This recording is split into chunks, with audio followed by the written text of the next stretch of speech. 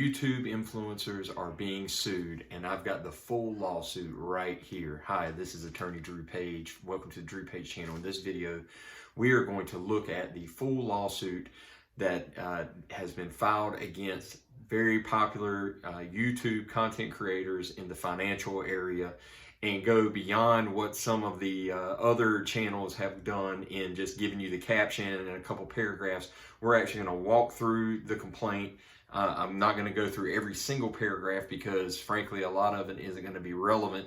I just want to give you what you need to know about this case, and hopefully you'll find this helpful. And if you do, please like the video, subscribe to the channel, and hit the notification bell. Well, news broke that on March 15th, a lawsuit was filed by Edwin Garrison versus Kevin Paffrath, Graham Stephan, Andre Zick, Jaspreet Singh, Brian Jung, Jeremy Lefebvre, Tom Nash, Ben Armstrong, Erica Kohlberg, and Creators Agency. And it was all related to the sponsorships or alleged sponsorships of FTX by these content creators. And some have responded. We'll go through some of that at some point, but they've also responded. You can check that out on their channels. I don't want to spend a lot of time on that. I mainly want to talk about the legalities and the likelihood of success of this case and what it is exactly they're suing for. So we're going to walk through this complaint. So with that being said, let's jump right in. The first several paragraphs are labeled as the introduction, and as would be expected with a case that does not have a strong legal background, they rely very heavily on emotional appeal. In paragraph 3, it says, "This action may be one of the only avenues for any of the victims to recover any of their damages. Plaintiffs bring this action against YouTube and social media financial influencers and promoters who shared financial advice and actively promoted FTX and its yield-bearing accounts to their millions of followers. Though FTX paid defendants handsomely to push its brand and encourage their followers to invest, defendants did not disclose the nature and scope of their sponsorships and or endorsement deals, payments and compensation, nor conduct adequate, if any, due diligence." So they're basically saying if the court doesn't help by getting the money from these influencers, that the victims may just be out of luck, that the lawsuits against FTX are obviously not going to yield any fruit because the money is not there. So they're saying that the money needs to come from these content creators who receive payments for sponsorships. And they use some language in regard to the SEC touting rules. But we'll see that that's interesting that they're doing that in light of what they're actually suing under. So let's keep going. In paragraph 4, one of the things that is very interesting is that they actually say that these YouTubers received bribes for doing this. It says, with the rise to prominence of the internet and social media, a new multi-billion-dollar cottage industry of influencers has been created. Evidence has now been uncovered that reveals influencers played a major role in the FTX disaster, and in fact, FTX could not have arisen to such great heights without the massive impact of these influencers who hyped the deceptive FTX platform for undisclosed payments ranging from tens of thousands of dollars to multi-million-dollar bribes. And so again, that's some. As an attorney, I would be very cautious of accusing someone of taking bribes. I mean, that has a criminal element to it beyond this civil suit, and you can find yourself in some hot water for using terms like that. So I'm surprised they filed this with such strong language, but they did what they did. The next several paragraphs reference the parties to the complaint, naming each of the plaintiffs who are part of the class action suit, and then they name all of the defendants. Interestingly, they say that they have YouTube pages. It says that Graham Stephan has 4.1 million subscribers to his YouTube pages, whatever that means. And Andre Zick has 2.2 million subscribers to his YouTube pages. Later it says channel. I don't know why they're using different words there, but they're saying pages versus channel. And then in regards to Kevin Paffrath, it says in paragraph 22, defendant Kevin Paffrath, a YouTube star with 1.85 million followers, to his real estate and financial tip channel. I don't know that he would say that it's a financial tip channel. Meet Kevin. But that's what they're calling it in here. I don't know that they have any basis for that. Another interesting name here is Ben Armstrong, and he is a crypto guy, and he has already responded saying that he has never sponsored FTX, that they don't know why they're coming after him, but he will be countersuing, and that it's going to be epic. So it lists the other parties as well, but the creative agency is really a interesting defendant here, because this is the person who matches FTX with the different content creators. So the agency is meant to represent these YouTube content creators, and the content creators can say that they rely on the creative agency to do the due diligence before giving the information to the content creators. That's the whole point of hiring firms like that, is to have them vet everything out so that you can focus on your channel and your content and your work, and you expect them to do the due diligence. So all these folks that are hammering the YouTube influencers for not doing due diligence, they're paying a firm to do that due diligence for them. So yeah, maybe they should have done due diligence, but at the end of the day, they're expecting this creative agency to do that for them. So, you know, that's one of the arguments that they can make there. Now, here's an interesting point. Beginning in paragraph 32, we see the jurisdiction and venue. You'll notice that the lawsuit is filed in federal court, but they're suing under Florida state causes of action. They are not suing under federal law. And that's why in paragraph 32, it says that the court has subject matter jurisdiction because this is a class action for a sum exceeding $1 billion, exclusive of interest and costs, and in which at least one class member is a citizen of a different state than the defendants. In other words, they're suing under the diversity of citizenship jurisdiction of the federal court, which means that they're bringing state claims that is actually more, the baseline is $75,000 exclusive of interest and costs, and that every plaintiff is of diverse citizenship of the defendant. So that's the diversity. Now, if they were suing under federal law, they would be using a different statute, which is the federal question jurisdiction. And, you know, for example, where they're citing the SEC and a lot of these federal rules and regulations, that those would be federal questions, but they're not suing under those. They're suing under state law claims for Florida. So that's going to be an interesting point, because a bunch of this complaint is going to deal with their understanding of the law in relation to the SEC and federal rules and federal regulations. And while some of the Florida laws mirror the SEC, they certainly have some commonalities. There are some distinctions, and the case law may or may not be the same as well. And since it is a Florida substantive case, Florida law is what controls. There is no federal common law. Now, the factual allegations begin on page 10, paragraph 36. And again, a lot of this is just background on what happened with FTX. And it's not until you get to page 53 that they even begin to start making any allegations about the YouTube influencers themselves. All of the other background information is about FTX, about Sam Bankman-Fried, about the SEC's findings, about the bankruptcy proceedings. And, you know, they show all of these different tweets of Sam Bankman-Fried, none of which have any connection to any of these YouTube influencers, by the way. There's absolutely nothing that shows any connection in any of the background material. Page 53 of this complaint is the first time where we start to see any of the claims and information, factual background in regard to YouTube influencers. They give general information about YouTube influencers from that up until page 57, at which point they begin to start to say the specific defendants. And the first defendant that they hone in on is the creative agency that I mentioned in paragraph 151. Then in paragraph 152, they acknowledge that Kevin, Graham, and Tom Nash, from what I hear, Tom Nash is not his real name. I don't know about that, but someone has said that.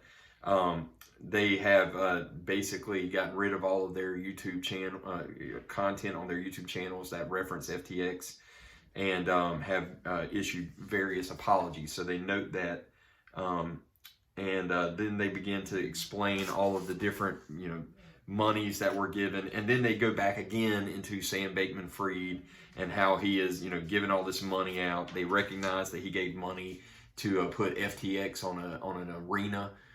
So I mean, again, there's all these other entities that have been duped by FTX, but they're going after the YouTube content creators. Then on page 62, they go into what's necessary to establish a class action suit. And then when we get, it's not until page 67 that we actually get to the allegations that they're making. These are the cause of actions that they are bringing against these YouTube influencers. So let's see what they're actually accusing them of doing. In paragraph 183, they cite the Florida statute, section 517.07, that provides it's unlawful and a violation for any person to sell or offer to sell a security within the state of Florida unless the security is exempt and is sold in transaction exempt, is a federally covered security, or is registered. Section 517.211 extends liability to any director, officer, partner, or agent of or for the seller if the director, officer, partner, or agent has personally participated or aided in making the sale, is jointly and severally liable to the purchaser in an action for rescission if the purchaser still owns the security, or for damages if the purchaser has sold the security. That says that if you are involved in the actual sale and you are selling an unregistered security, that you could be held liable for rescission, which essentially means that the contract is void and the compensation can be paid back. So this is going to be interesting in a couple ways. Number one, they're obviously the YouTube influencers are not directors, officers, or partners in FTX. I don't think there's any dispute of that. So the claim is going to be that because they were sponsors on their YouTube channels, that they were agents. Now, agency law, there's an actual authority and an apparent authority is the common law, but regardless, they have to be agents of the principal, and they are acting at the behest of the principal, which of course in this case would be FTX, and that they were participating. So again, it's not just that they were agents, they have to be personally participating or aiding in making the sale. So I've looked at several Florida cases. I'm a Virginia attorney, I'm a Tennessee attorney, I'm not a Florida licensed attorney, but I can read cases. And I've read several Florida Court of Appeals and Florida District and 11th Circuit Court cases in regards to this statute, and there's going to be some trouble here showing that they were agents who participated or aided in the sale. To be frank, the case law really isn't all that clear, and when you consider the burden of proof is on the plaintiff, they have to show by a preponderance of the evidence that they were agents who personally participated or aided in the making of the sale. They have to be actual active participants in the sale or aid in the sale or in the making of the sale. And, just being a sponsor, someone who is getting paid to endorse, being someone. Now, again, there's the touting rules under the SEC are something completely different than the Florida statutes here. It's not the same.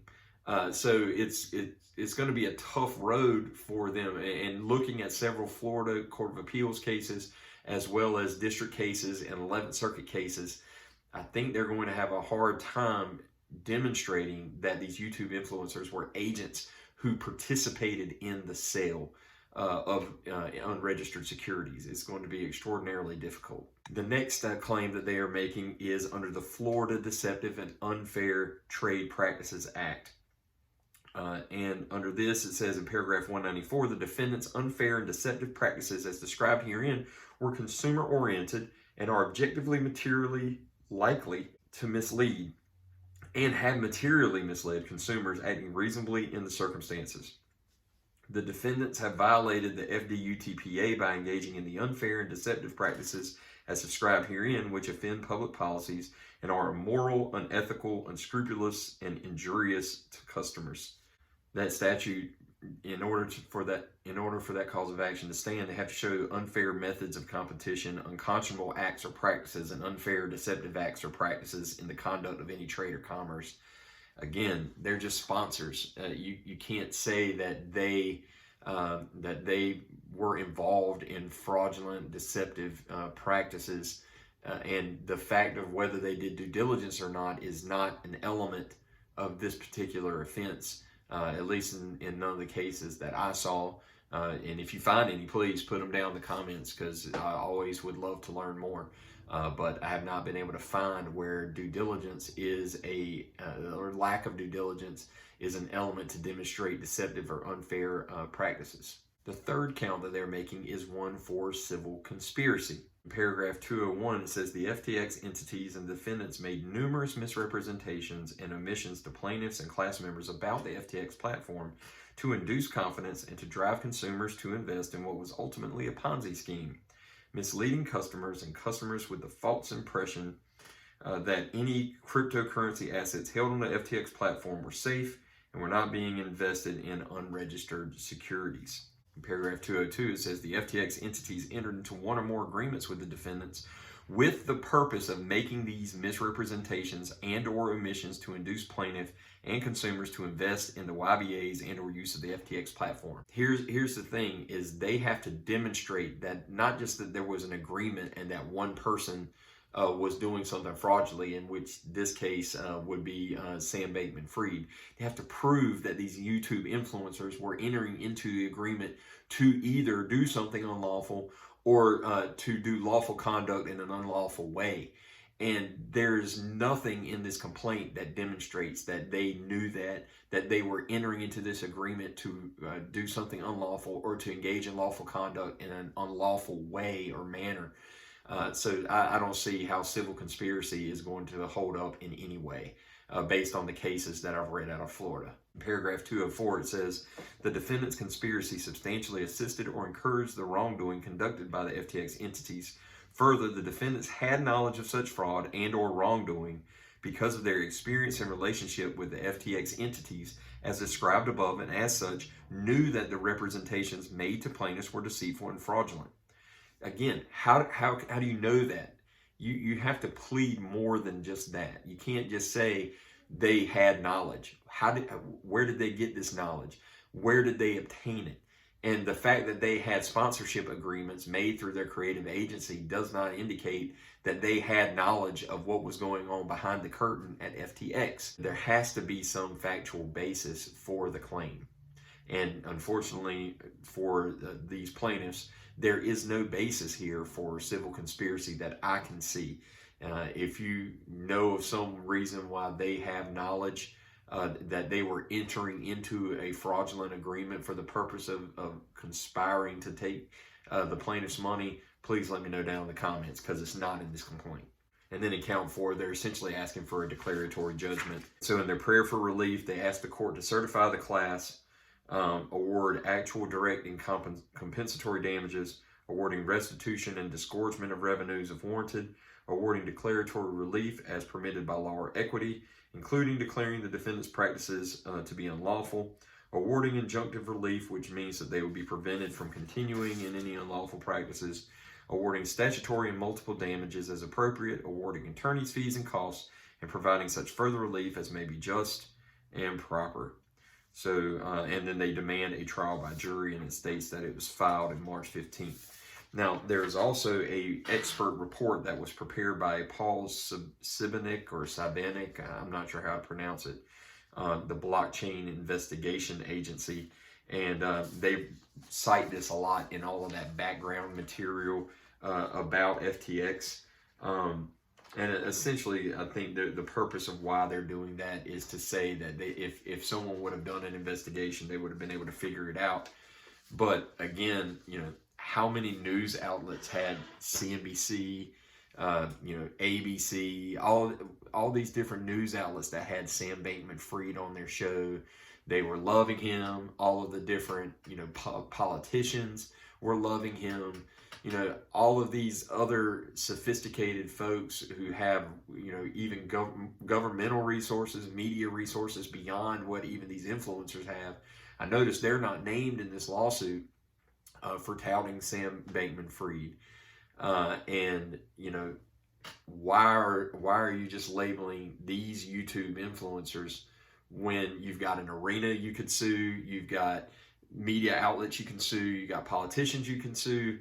You know, where are they in the lawsuit, and why are you just going after the YouTube influencers? And I think one of the reasons why they're going after the YouTube influencers is because they know that YouTube influencers that have large channels likely have some sort of content creator insurance, and the insurance company is going to, you know, cover some amount. They're going to make an offer to settle, and these attorneys are going to make a good amount of money, and the people in the class are going to get some money if there's a settlement, and that's what they're hoping for.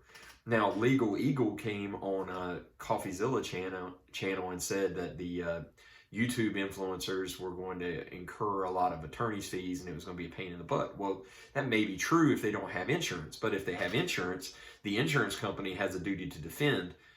So the insurance company will be providing the attorney. The content creators aren't going to be required to pay for an attorney unless they want to hire one for any overage. So, for example, let's say that each content creator has $1 million liability policy. Well, they're being sued for $1 billion joint and severally.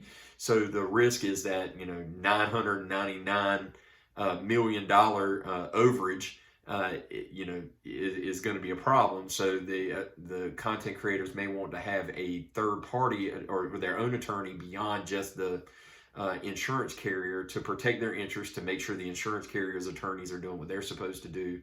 But, you know, hey, I don't see that they're going to have to pay an attorney to do that. And besides, there's probably enough attorneys out there that would love to jump on a case like this to represent these high-powered YouTube influencers, and would be willing to do so at no attorney fee, just simply paying for costs and stuff, because obviously this is going to be a big case, and you know, there's going to be attorneys that would like to be involved in a case like that can you know, make a name for themselves and be able to have relationships with these people going forward. So I wouldn't suspect that Legal Eagle is correct about that it's going to cost them a lot of attorney's fees to defend. Maybe it will, but you know, I think that would be true if, again, there was no insurance involved, but in this case there is, and the insurance companies have a duty to defend. So I think that the YouTube influencers will be just fine. And as far as the lawsuit goes, I think that the merits of it, at least based on the complaint as it stands, is pretty weak. Again, it's going to also be interesting because they've sued Kevin Paffrath individually and not through any of his LLCs or Meet Kevin businesses or anything like that. And if his YouTube channel is actually owned and operated by his business, then they misnamed Kevin as well. And then the issue with Tom Nash, if that's a fictitious name, they're going to have to get that corrected. Now, all that's an easy fix. There's motions that the plaintiff will likely do. They're simply just getting it out there and getting things started. And they'll probably, you know, if you follow a federal case, there's going to be motions to amend, to change the complaint, to update it. There'll be hearings on, you know, failure to state a claim upon which relief can be granted, 12B6 motions. And then once if it finally does get to the merits and it survives a 12B6 motion, which that may even be difficult for the plaintiffs to do, then there's depositions, and then there's the summary judgment motions that can be done after depositions are taken and discovery's done. So I think the plaintiffs have a tough row to hoe here. You know, whether there's a moral, ethical responsibility, I think I've actually addressed this on my channel as well. I don't do sponsorships. I've been reached out to by several different companies to sponsor, you know, be sponsors on my channel. I'm just not interested in that. I have my own law practice. I actually practice law, unlike some of these lawyer YouTubers who, you know, just pontificate about the law on YouTube but don't actually practice law. So I don't really need sponsorships. I can just, you know, tell you about the law as best I can. Now, obviously, you know, anything that you do that's in reliance on what I say, you need to get your own attorney. This is for educational, informational purposes, and all that's in the description of all my videos. So if you have a particular legal issue of your own, you can certainly hire me, but you can hire me, hire another attorney, but this is just for your information and education.